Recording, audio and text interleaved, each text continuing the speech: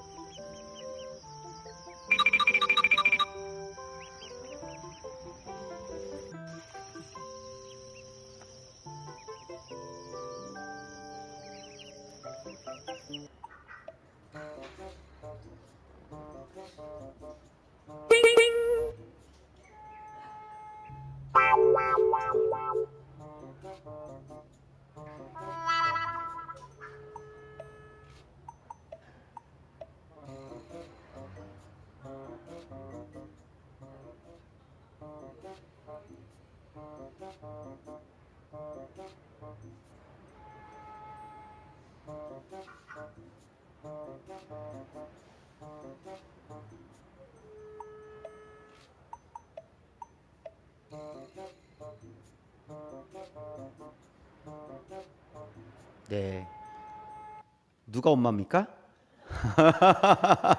누가 엄마였어요 지금? 누가 엄마였습니까? 네, 엄마일 것 같은 오리가 왔는데, 네, 꿈쩍도 하지 않아요, 그렇죠? 이런 말이 있어요. 각인 효과라는 말이 있어요. 각인 효과, 각인하다 이런 거 아시죠? 각인 효과. 이게 특정 시기 동안에 주어진 환경이 기억에 강하게 인식되는 거예요. 그래서 이 오리가 태어났는데, 오리가 누구를 엄마라고 생각하는 거예요? 강아지를 엄마라고 생각하는 거예요. 그러니까 태어났는데 아마 강아지가 엄마인 줄 착각하고 있었던 것 같아요. 이게 깨어나서 아래서 깨어나서 부화하고 이렇게 인식할 수 있었을 때 강아지가 있었던 것이죠. 아마 이 영상을 만든 사람이요, 좀 일부러 이러지 않았나 이런 생각이 좀 들더라고요. 일부러 이런 영상을 만들려고 이제 실제로 어미 오리는 좀 이렇게 따로 떨어뜨려 놓고 강아지를 가까이에 둬서 그런 거 아닌가 이런 생각은 저는 그냥 해보게 되는데, 어쨌든 여기서 보여주는 것이 무엇이냐면 이게 이제 각인 효과, 어떤 일정 시기 동안에 주어진 환경 때문에 그 기억이 강하게 인식되는 거, 그것이 그것 때문에 다른 건 보이지 않는 거, 그것이 진짜라고 믿는 거, 이제 그런 거죠. 그래서 이 한번 이렇게 각인이 되면 오리가 자라서도 어미가 누구가 되는 거예요? 강아지가 어미인 줄 알고 졸졸졸졸 쫓아다니게 된다는 것을 보여줍니다. 이런 의미로서 그리스도인들에게도 이런 각인이 필요하다. 우리도 각인이 필요하다 이거예요. 우리도 각인이 필요하다. 1절 말씀 한번 볼까요? 1절 시작. 그러므로 사랑을 받는 자녀같이 너희는 하나님을 본받는 자가 되고, 이렇게 되어 있어요. 하나님을 본받는 자가 되라 이렇게 말씀하고 있는데요. 본받는다는 것은 모방한다는 거예요. 또 따라간다라는 거예요. 이게 본받는 거예요. 그렇죠? 난 누구처럼 되고 싶어. 그럼 어떻게 하면 돼요? 따라하면 되는 거예요. 이제 그게 모방인 거죠. 그래서 본받는 자가, 하나님을 본받으라라는 것은 곧 하나님을 모방하고 하나님을 따라가는 것이다 라는 것을 말씀해 주고 있어요. 그래서 그리스도인들은 빛의 자녀이다 이렇게 이제 말씀을 하시는 건데요. 빛의 자녀이다. 그래서 빛의 자녀들처럼 행해야 된다라고 말씀하시는 거예요.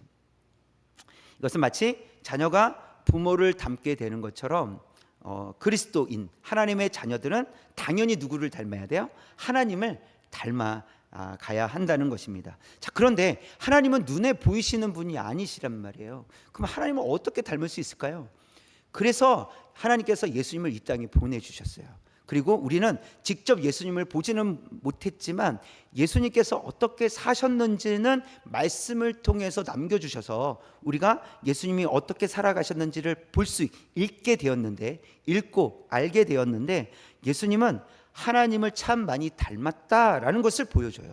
그러니까 말씀을 통해서 예수님은 정말 하나님을 닮으신 분이시다라는 것을 보여줘요. 그렇다면 즉 예수님을 따라가는 성도가 누구를 닮는 성도예요? 하나님을 닮는 성도다. 예수님을 따라가는 성도가 하나님을 닮는 그런 성도가 될 수 있다라는 것을 말씀하십니다. 그렇다면 예수님은 예수님께서 우리에게 보여주신 예수님의 삶은 어떤 삶일까? 2절 한번 보겠습니다. 시작. 그리스도께서 너희를 사랑하신 것 같이 너희도 사랑 가운데서 행하라. 그는 우리를 위하여 자신을 버리사 향기로운 제물과 희생 제물로 하나님께 드리셨느니라. 여기서 보시면 붉은 글씨만 보시면 그는 우리를 위하여 자신을 어떻게 하셨다고요? 버리셨다라고 했어요. 근데 왜 버리셨어요? 우리 죄를 위해서 희생 제물로 하나님께 드리셨다 이렇게 말씀하고 있어요.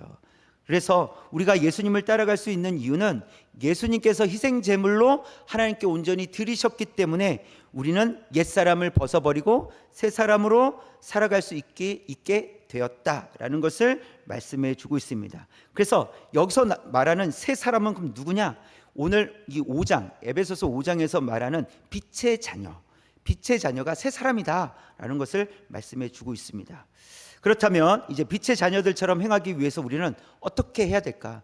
이 성도들은 어떤 삶을 살아야 될까라는 것에 대해서 오늘 말씀을 가지고 세 가지 함께 살펴보도록 하겠습니다. 첫 번째, 감사의 말을 해야 합니다.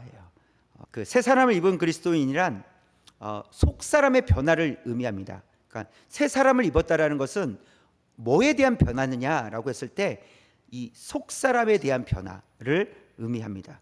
이 속 사람이 변화되었다라는 것을 생각해 보면 이거예요. 안에서부터 깨끗해졌다라는 거예요. 그렇죠? 이 겉에서부터 깨끗해진 것이 아니라 안에서부터 깨끗해졌다. 그리고 안에서부터 깨끗해진 것이 밖으로까지 영향을 미친다라는 거예요. 이것이 새 사람, 속 사람이 변화되었다라는 것을 알 수 있고요. 야고보서에서는 말에 대한 내용을 다루면서 한 입에서 찬송과 저주가 나올 수 없고 이렇게 되어 있어요. 또 한 샘에서 단물과 쓴물이 나올 수 없다 이렇게 말씀하고 있어요. 그렇다는 것은 이 속 사람의 변화는 한 마음에서 우리의 한 마음에서 찬송과 저주가 나올 수 없다 이 말이에요. 한 마음에서 찬송도 하고 한 마음에서 저주도 하고 이럴 수 없다. 찬송만 할 뿐이다라는 거예요. 왜? 속 사람이 변화되었기 때문에 그렇게 말씀하고 있는 겁니다.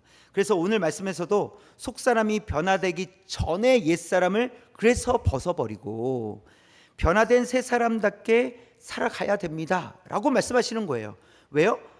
우리는 속 사람이 변화되었고 이제는 우리 이 마음에서부터는 찬송만 나올 뿐이지 저주는 나올 수 없으니 옛 모습, 저주의 말을 했던 옛 모습은 더 이상 이제 벗어버려야 됩니다. 그리고 이제는 새 사람답게 살아가야 됩니다. 이것이 하나님께서 예수 그리스도를 통해서 우리를 변화시키신 것입니다 라고 말씀하고 있는 거예요. 이것은 누구든지 예수 그리스도 안에 있으면 이렇게 된다라는 것을 보여주고 있습니다. 오늘 말씀 3절과 4절 한번 볼게요. 붉은 글씨만 한번 보겠습니다. 시작. 음행과 온갖 더러운 것과 탐욕은 부르지 말라.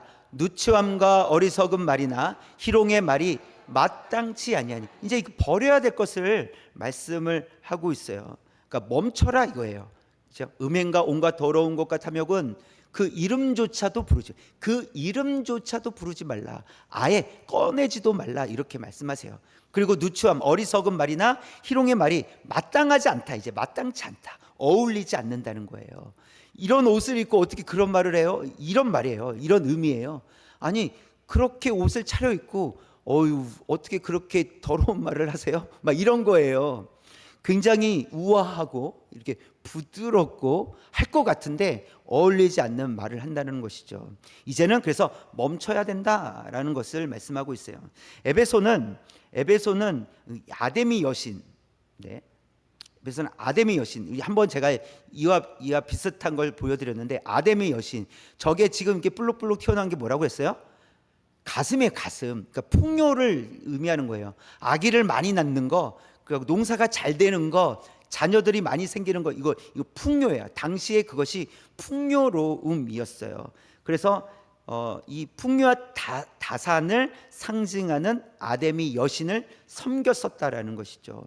그런데 이게 뭐가 문제가 있냐면 이 성적인 문란함, 쾌락과 연결이 되어 있다라는 거예요.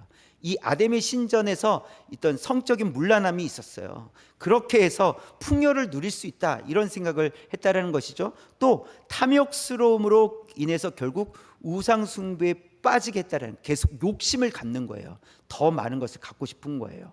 더 이 성적인 문란함에도 불구하고 그것을 통해서 뭔가를 더 얻으려고 하는 그런 마음들이 있다라는 것이죠.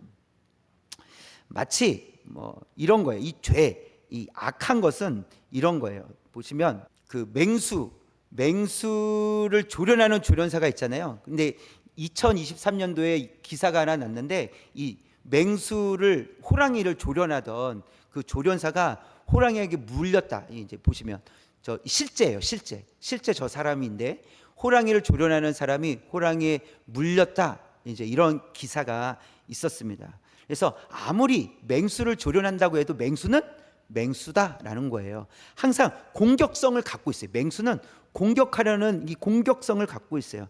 음행과 더러운 것과 탐욕이 그렇다라는 거예요.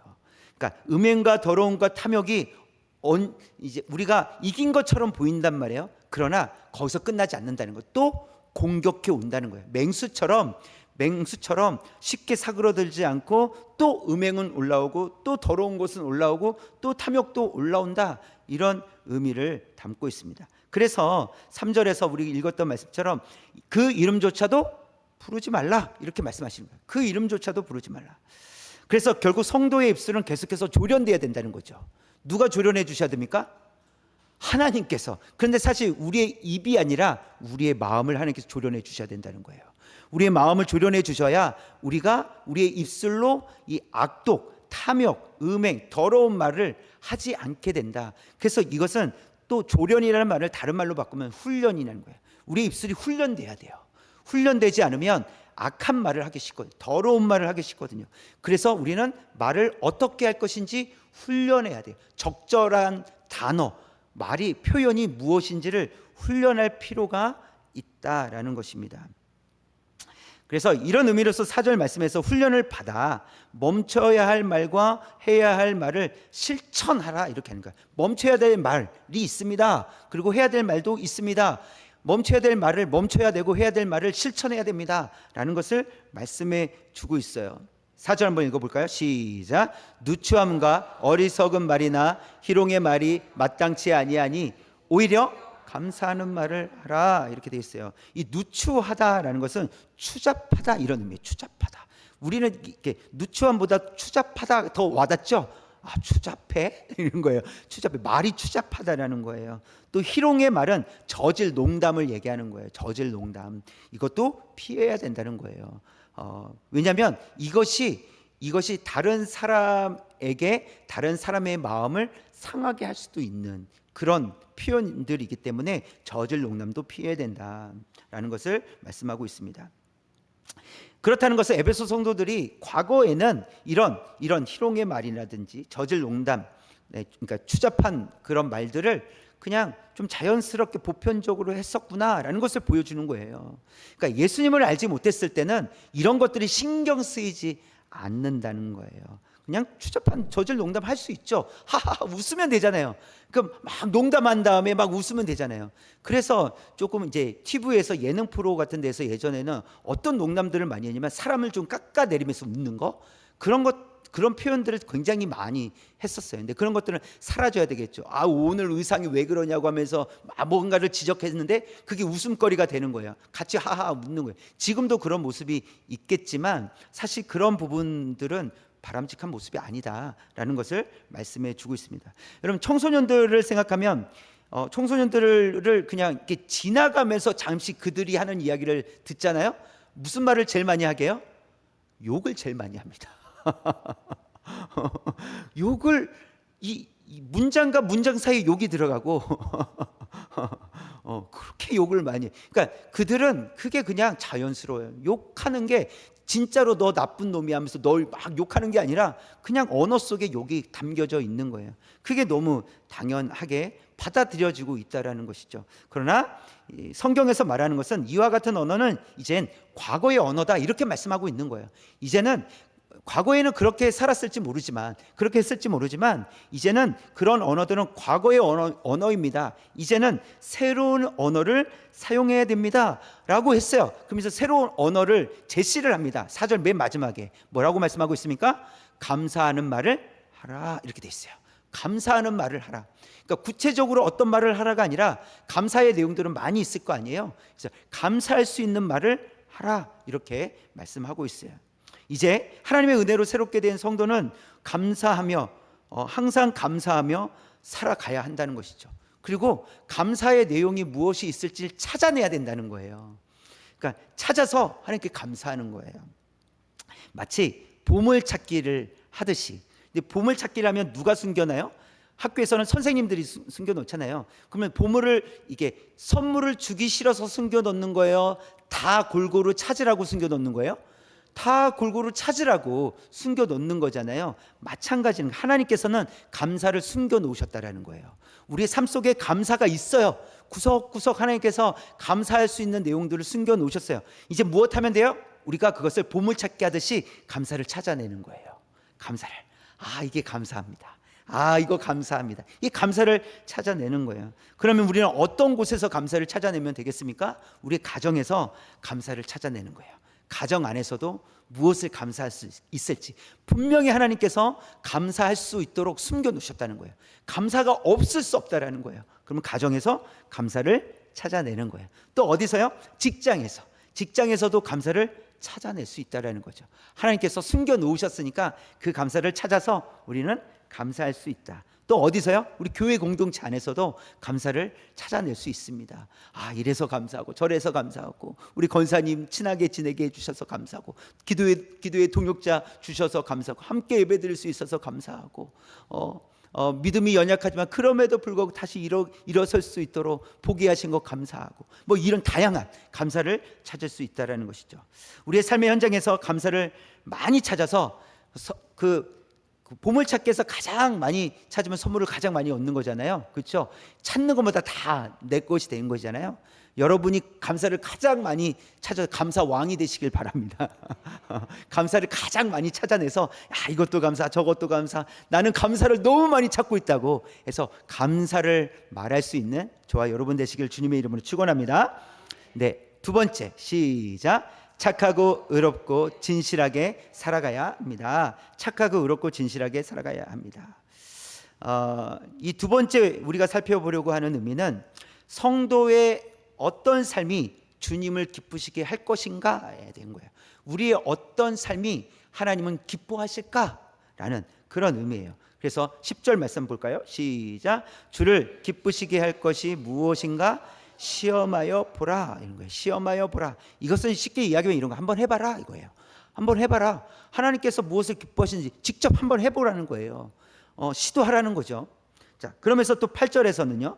8절 시작. 너희가 전에는 어둠이더니 이제는 주 안에서 빛이라. 빛의 자녀들처럼 행하라, 이렇게 돼 있어요. 빛의 자녀들처럼 행하라 그랬어요. 이것은 증명해 보라, 이거예요. 증명해 보라. 이제는, 예전에는 증명해 낼 수가 없었어요. 왜요?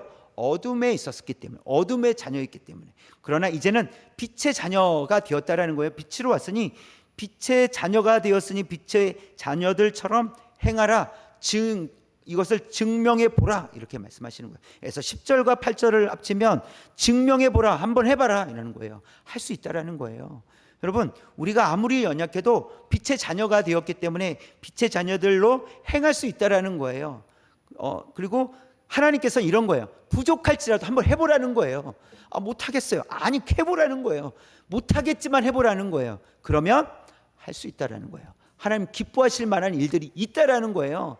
부족할지라도 하나님께서 기뻐하시겠다라는 거예요. 살아보라는 거예요. 증명해 보라는 거예요. 하나님께서 기뻐하시는지 기뻐하시지 않는지 살아보면 알 거 아니냐. 시도조차 하지 않으면 하나님은 어떻게 기뻐하시겠냐는 거예요. 그래서 착하고 의롭고 진실하게 살아가야 된다. 착하게 살아가야 된다. 빛의 자녀들처럼 살아가야 된다라는 거예요. 자, 그러면서 대표적으로 9절에서 이 세 가지를 말씀하고 있어요. 시작. 빛의 열매는 모든 착함과 의로움과 진실함에 있느니라. 그래서 이게 전부가 아니라 이게 대표적인 거예요. 그래서 그러면 빛의 열매는 뭐냐? 빛의 열매는 착함과 의로움과 진실함이다. 이것은요, 삶 속에서 나타나는 모습이에요. 열매는 실제예요. 열매는 그냥 이게 상상 속에서 열매를 그리지 않아요. 열매라는 것은 눈으로 볼 수 있는 거예요. 그래서 착함과 의로움과 진실함이라는 것은 눈으로 볼 수 있게 삶의 변화가 나타난다라는 것을 보여주고 있어요. 그래서 빛은 무엇이냐? 죄가 사라진 구원받은 백성이 빛이다라는 거예요. 그럼 빛의 열매는 뭐예요? 이 죄가 사라진 구원받은 백성이 맺게 될 열매가 빛의 열매다라는 것이죠. 그것을 9절에서는 착함과 의로움과 진실함이다. 이러한 모습들이 나타나면 빛의 자녀로서 빛의 열매를 맺으며 살아가고 있는 것이다. 것을 보여주고 있어요. 갈라디아서 5장에서 보면 성령의 9가지 열매가 나옵니다. 네, 9가지 열매. 눈으로 보세요. 네, 이 9가지 열매가 나타나요. 또 마태복음 7장에서는요, 좋은 나무마다 좋은 열매를 맺고 나쁜 나무가 나쁜 열매를 맺는다, 이렇게 되어 있어요. 좋은 나무에는 사람이 저렇게 즐거워해요. 왜? 나에게 먹을 것을 주니까. 그렇죠? 생명이 있다라는 거예요. 그러나 나쁜 나무에게는요, 가지 않습니다. 나쁜 나무의 열매가 맺혀도 먹지 않습니다. 그것은 나에게 해롭기 때문에 그렇다라는 거예요. 이와 같은 열매에 대한 이야기는 결국 무엇과 연결이 되냐면 선한 행동, 변화된 삶과 연결이 된다는 거예요. 열매는 반드시 선한 행동과 변화된 삶과 연결이 되는데요. 그래서 오늘 말씀에서도 9절 말씀에서도 보면 착함이라는 단어가 나요. 착함이라는 단어가 갈라디아서 5장 9가지 성령의 9가지 열매와 동일한 단어가 있어요. 양선이라는 단어가 동일한 단어예요. 원어로 동일한 단어인데 번역만 착함이라고 했고 양선이라고 했어요. 모두 선함을 얘기하는 거예요. 선한 것, 이것을 얘기하는 거예요. 또 골로새서 1장 10절 한번 볼까요? 시작. 주께 합당하게 행하여 범사에 기쁘시게 하고 모든 선한 일에 열매를 맺게 하시며 하나님을 아는 것에 자라가게 하시고 했어요. 주께 합당하게 행하여 범사에 기쁘시게 하고 모든 선한 일 있죠? 선한 일에 열매를 맺게 하시며 라고 했어요. 열매가 선한 일로 나타나는 일, 선한 일이 열매다라는 것으로 나타나고 있다는 거예요. 그래서 열매는 결국 선한 행동과 연결이 된다. 빛의 열매는 행함이다. 선한 행동이다라는 것을 말씀하고 있습니다. 또 의로움과 진실함에 대해서도 다른 본문에서 이렇게 말씀하고 있어요. 시작. 화평하게 하는 자들은 화평으로 심어 의의 열매를 거둔. 의롭게 된다는 거예요. 의의 열매를 거둔다는 거예요. 그러면 의가 열매로 나타난다. 의로움이 열매로 나타난다. 보여지게 된다라는 것을 말씀하고 있고요. 또 이 진실함에 대한 부분은 시작. 그러므로 회개에 합당한 열매를 맺고 이제 내가 회개했잖아요. 돌이켰다라는 거예요. 하나님께로 죄를 회개하고 하나님께로 돌이켰다라는 거예요. 그렇다면 여기에 합당한 열매들이 나타나야 된다라는 거예요. 속이지 말라는 것이죠. 겉으로는 회개했다고 하고 겉으로는 하나님 믿는다고 하지만 이 회개에 합당한 열매가 나타나지 않으면 거짓이다라는 것을 말씀해 주고 있습니다. 그래서 선한 일은 또는 변화된 삶을 통해서 선한 일과 변화된 삶을 통해서 열매가 반드시 맺혀진다라는 거예요. 열매는 그래서 눈에 보이는 것이다라는 것을 말씀해 주고 있습니다. 그리스도인이 되었다는 것은 그래서 근본적인 변화로서 죽음의 상태에서 생명을 얻은 것, 죽은 상태에서 생명을 얻은 것이 그리스도인이 되었다는 거예요. 그래서 생명을 얻은 것은 생명의 열매를 맺을 수 있게 되었다는 거예요. 여러분, 우리가 살아있기 때문에 살아있음을 드러내는 거, 나타낼 수 있는 게 열매라는 거예요. 나무가 살아있으면 열매를 맺게 되지만 나무가 죽어있으면 열매를 맺을 수 없듯이 우리 그리스도인들이 살아있으면 열매를 맺게 될 것이고 죽어있으면 맺지 못하게 된다는 거예요. 아무리 나는 살아있어 라고 해도 죽은 그리스도인이라면 죽어있다면 결국 열매는 맺혀지지 않는다라는 것을 말씀하고 있습니다. 여러분, 그러나 열매는 가만히 있으면 맺혀지게 되나요? 수고하고 땀 흘려야 됩니까? 수고하고 땀 흘려야지 열매가 맺혀지죠. 여러분, 그냥 가만히 있어도 열매가 맺혀지면요, 저는 농부로 살 겁니다. 그냥 가만히 있으면 되니까. 그러면 걷어들이기만 하면 되잖아요. 근데 그러냐는 거예요. 그렇지 않다라는 것이죠. 그러니까 열매를 맺기 위해서는 수고가 필요합니다. 그러니까 우리가 우리 그리스도인으로서 선한 열매를 맺기 위해서는 가만히 있으면 되지 않는다는 거예요. 노력해야 된다는 거죠.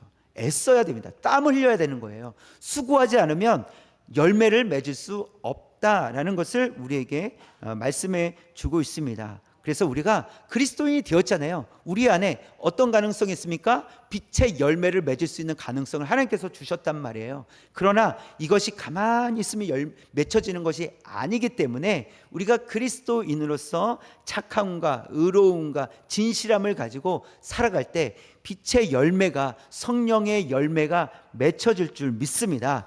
그래서 이 열매를 통해서, 이와 같은 열매를 통해서 하나님께 영광 올려드리는 저와 여러분 되시기를 주님의 이름으로 축원합니다. 자, 볼까요? 세 번째, 시작. 죄를 폭로하고 영적으로 깨어나야 합니다. 죄를 폭로하고 영적으로 깨어나야 된다. 이것은 이 어둠을 폭로할 때 그 어둠이 사라져서 빛이 비춰지기 시작한다는 거예요. 그래서 어둠은 폭로되어야 된다. 그리고 빛이 비춰져야 된다. 그러기 위해서는 영적으로 깨어 있어야 된다는 거예요. 성도가 영적으로 깨어 있어서 어둠을 폭로하고 빛을 비춰야 된다라는 것을 말씀해 주고 있어요. 11절 말씀 시작. 너희는 열매 없는 어둠의 일에 참여하지 말고 도리어 책망하라. 보세요. 어둠의 일에 참여하지 마십시오. 도리어 책망하십시오 이렇게 됐어요. 이거를 현대어 성경으로 보니까 붉은 글씨 도리어 책망하라를 현대어 성경으로 보니까 시작. 오히려 그런 일을 폭로하십시오 이렇게 되어 있어요. 폭로하십시오 이렇게 되어 있어요. 그래서 이 죄를 폭로하라 이렇게 말씀하고 있는 거예요. 그래서 악을 행하지 말고 악을 폭로하는 성도가 되어야 된다라는 거예요. 그래서 성도들에게 먼저 필요한 것은 멈추는 거예요. 버리는 거예요. 옛 모습, 예전에 지었던 악한 모습들을 버리고 멈추는 거예요. 결별하는 거예요. 그런 다음에 해야 될 것이 무엇이에요? 그것을 폭로하는 거예요. 악을 폭로하는 겁니다. 근데 왜 하나님은 예전의 것을 버리고 멈추라는 것일까? 왜 참여하지 말라고 하는 것일까? 12절에 있는 말씀에서 나오는데요. 붉은 글씨만 시작. 말하기도 부끄러운 것들이라. 이 말로 꺼내기도 부끄러운 일이기 때문에 이것을 참여하지 말라, 결별하라 이렇게 말씀하고 있습니다. 그래서 이제는 폭로해라 이렇게 말씀하시는 건데, 폭로한다라고 했을 때는 우리가 사람을 폭로하는 것이 아니라는 것을 이해해야 됩니다. 죄를 폭로하라는 것은 그 사람을 폭로하라는 것이 아니에요. 죄 자체를 폭로하라는 거예요. 죄 자체를 폭로하라는 것은 무엇이냐면 죄가 얼마나 사악한 것인지를 말해주라는 거예요.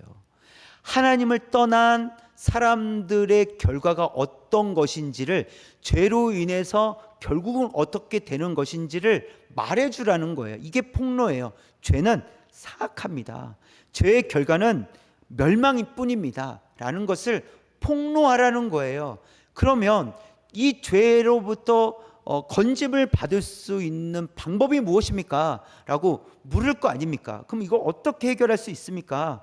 그럴 때 우리는 오직 예수 그리스도만이 이것을 해결해 주실 수 있습니다. 오직 예수 그리스도를 믿음으로만 우리는 죄로부터 해방될 수 있습니다 라는 의미로서 그것을 설명하기 위해서 죄를 폭로하라는 거예요.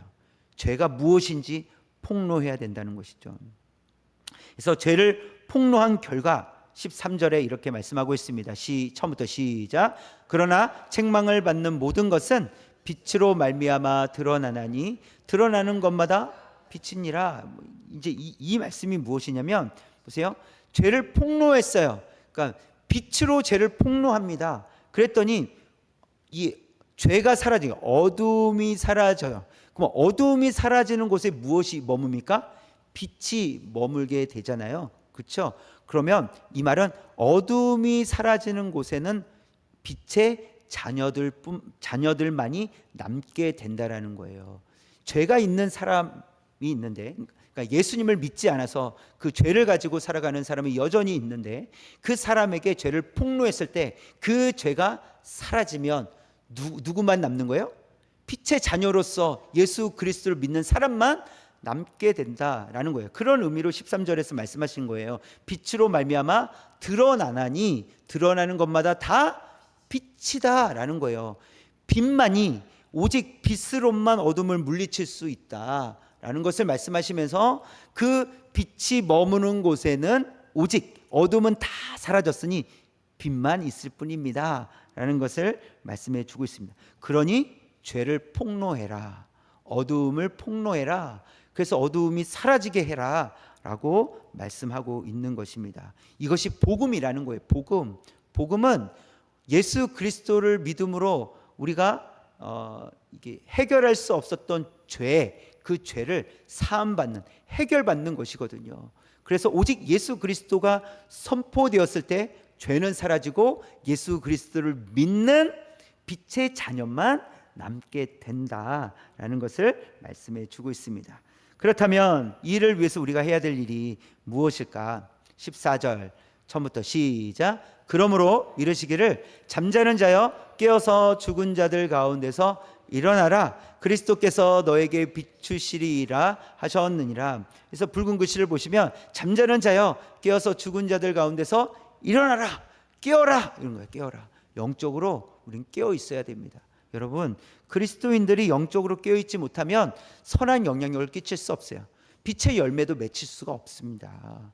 그냥 간간히 살아가는 거예요. 나는 그리스도인이지, 그냥 이렇게 사는 거예요. 이렇게. 나는 그리스도인이지, 이렇게 사는 거예요. 그냥 나만. 그러나 성경은 말씀하는 깨어라 이렇게 말씀하세요. 깨어 있어야 된다. 영적으로 깨어 있을 때 어둠을, 죄를 폭로할 수 있다. 이런 적극적으로 이 성숙한 그리스도인으로 살아갈 것을 우리에게 말씀해 주고 있습니다. 그래서 마치 죽어 있는 듯한 살아가는 성도, 죽어 있는 듯이 살아가 있는 성도들에게 하나님 이렇게 말씀하시는 거예요. 이젠 좀 일어나라, 깨어나라. 언제까지 잘래? 이렇게 말씀하시는 거예요. 언제까지 잘래? 이젠 일어나야지, 이제는 깨어야지, 그래서 할 일 해야지, 이렇게 말씀하고 계시다라는 거예요. 여러분, 이런 하나님의 목소리가, 주님의 음성이 우리 마음에 들리길 원합니다. 우리에게 제가 말씀드려서가 아니라 하나님께서 나에게 말씀하신 거예요. 너 언제까지 잘래? 언제까지 너 잠들어 있을래? 이젠 일어나야 될 때다. 영적으로 깨어날 때다. 이제는 앞으로 믿음을 가지고 살아갈 때다 라고 하나님께서 우리에게 들려주신다면, 그렇게 들려주신다면 우리가 하나님 이제는 일어나겠습니다, 그리고 나아가겠습니다, 그렇게 반응할 수 있는 저와 여러분 되기를 원합니다. 그래서 우리 목양중앙교회가 죄를 폭로하는 공동체가 되기를 원합니다. 죄를 폭로하는 것, 곧 그것은 복음을 전하는 공동체라는 거예요. 오직 예수 그리스도의 이름으로 어둠의 세력을 물리치고 빛의 자녀들만 남길 수 있는 그런 공동체, 건강한 공동체가 우리 목양중앙교회가 되기를 원합니다. 어중간한 모습을 버리고 하나님을 기쁘시게 해드리는 일들로 채워가는, 주님을 기쁘시게 해드리는 그런 저와 여러분, 우리 목양중앙교회 되기를 주님의 이름으로 축원합니다. 아멘.